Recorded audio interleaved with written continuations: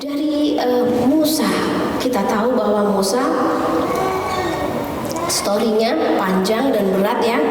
Kemudian dia menginspirasi kita di berbagai fase kehidupannya, terutama ketika di belakangnya ada Fir'aun dan di depannya adalah lautan. Ini sebuah inspirasi. Nah, kehidupan kita ini ya, ada enggak sih sesuatu yang menginspirasi orang lain? Gitu loh. Makanya kita harus belajar menjadi murid para nabi sejati. Mereka yang terdahulu sudah memberikan inspirasi sabar, inspirasi iman, inspirasi takwa, inspirasi tawakal sudah. Bagaimana dengan kita ketika kita lepaskan jasad ini? Apakah yang mati hanya jasad dan roh kita juga mati karena kita nggak punya inspirasi apapun untuk generasi kita? Atau kita mengikuti para nabi, jasad mati, jasad sudah tidak bisa kita jangkau, tapi inspirasinya masih bisa kita jangkau. Ya, orang tua kita terdahulu ya, misalnya aku, Umi, kenapa suka ngisi-ngisi kajian gitu? Nah, ternyata aku juga punya inspirasi tentu saja dari Rasul, dari para nabi, dan inspirasi terdekat aku adalah kakek buyut aku. Zaman dahulu kala tahun 35 sebelumnya ya, beliau sudah 7 tahun 8 tahun belajar di Mekah. Bayangkan, sebelum tahun 35 sudah belajar di Mekah.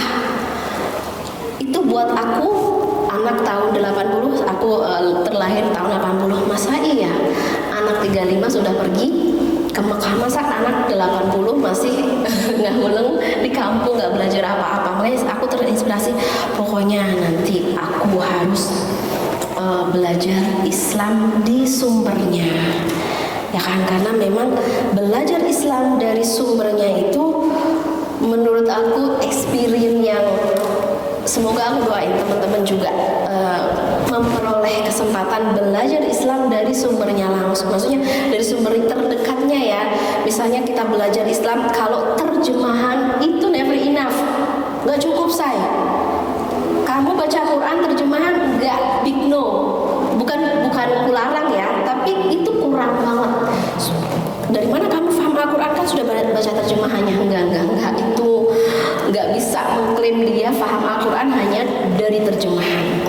Terus belajar bahasa, ulumul Quran, ulumul hadis, dirayah, riwayah, usulul fiqh, bla bla bla bla bla. Jadi aku tadi mau ngomong apa sih? Inspiration ya. Jadi berkhutbah kepada Nabi akan menambah energi kita untuk clear vision atau clear purpose. Tujuan kita diperjelas lagi. Ingin berkhutbah kepada para nabi, para rasul, orang-orang soleh yang memang mereka sudah mendapatkan keberuntungannya. Mereka udah untung. Kita nggak perlu kayak misalnya aku pengen jadi pengusaha, aku harus punya benchmark. Mau usaha apa saya? Usaha ayam. Kalau kayak nyoba-nyobi bakal gagal resepnya berkali-kali. Tapi kalau aku udah punya benchmarknya, aku nanti pengen kayak ayam apa gitu. Aku belajar, terus nanti minimal aku kegagalannya nggak sebanyak itu. Jadi benchmark kedua itu penting banget, terutama ketika kita sudah berkudwah. Minimal kita nggak dari nol, kemudian kita punya semangat bahwa kehidupan kita nggak boleh mati bersama jasad kita. Seperti kakekku tadi, dia nggak pernah mati bersama wafatnya beliau karena keilmuan beliau terus tumbuh.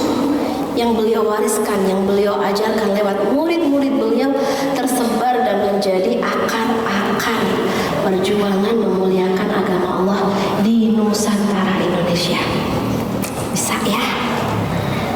Ya bisa. Kamu boleh mengambil inspirasi dari siapapun, dokter terbaik atau entrepreneur terbaik atau petani terbaik, bahkan teman-teman bisa jadi seniman pangan misalnya ya. Seniman pangan itu sekarang tuh yang paling jadi keresahan kita adalah kesadaran bahwa yang kita makan itu asal banget. Nah, kamu bisa jadi influencer, kita hanya memakan yang halal dan yang thayyib. Nah, itu belajar, kamu akan jadi inspirasinya. Nah, lain sebagainya ya, silahkan. Jadi nggak harus kita seperti Nabi yang mengikuti gaya hidupnya sebagai pedagang, kemudian yang 100% kayak beliau, enggak. Kita lebih konektif dengan diri kita sendiri aja, karena kita perempuan, nggak harus seperti laki-laki yang keluar rumah, yang bla bla bla gitu. Kita lebih konektif dengan diri kita. Ketika kita lebih connect dengan diri kita, kita akan menemukan self magnificent. Self magnificent itu keagungan diri kita, kekuatan diri kita, karena kita harus menemukan kelemahan dan kekuatan kita. Dengan kelemahan ini ya, kita akan belajar, dan dengan kekuatan kita akan persembahkan untuk Allah ya. Jadi ini Abdullah ataniyal kitab wa ja'alani nabiyya. Makanya berikutnya wa ja'alani mubarakah. Kalau udah gitu udah kamu barokah. Barokah itu kehidupan kamu multiply itu berlipat ganda. Yakin ya, yakin ilmu kamu akan berlipat ganda, yakin harta kamu berlipat ganda, yakin keturunan kamu berlipat ganda, yakin inspirasi kamu atau lifestyle kamu berlipat ganda. Karena ya kalau sudah memegang 3 kunci ini Abdullah atanil kitab wa ja'alani nabiyya wa ja'alani mubarakan ainama kuntu, dimanapun kamu berada. Wa awsani bis salati was zakati ma dumtu hayya. Dan Allah mewasiatkan untukku sebuah perintah yang gak boleh diabaikan, yang kita pegang kuat-kuat, bis salati was zakah. As-salah more connection to Allah ya. Dengan sholat kita punya koneksi lebih kepada Allah.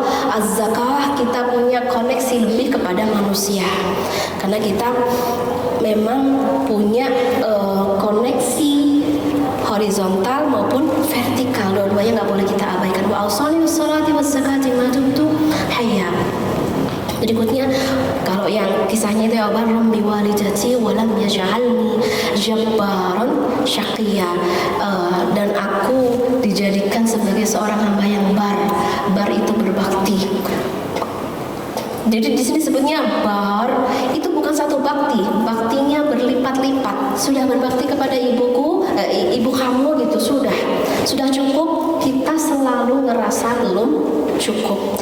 Sudah berbakti kepada guru-guru kamu dulu belajar abata di mana? Sudah berbakti kepada guru pertama kamu. Itu penting loh teman-teman yang dirahmati Allah. Berbakti kepada guru, berbakti kepada semua, berbuat baik kepada semua yang berbuat baik kepada kita.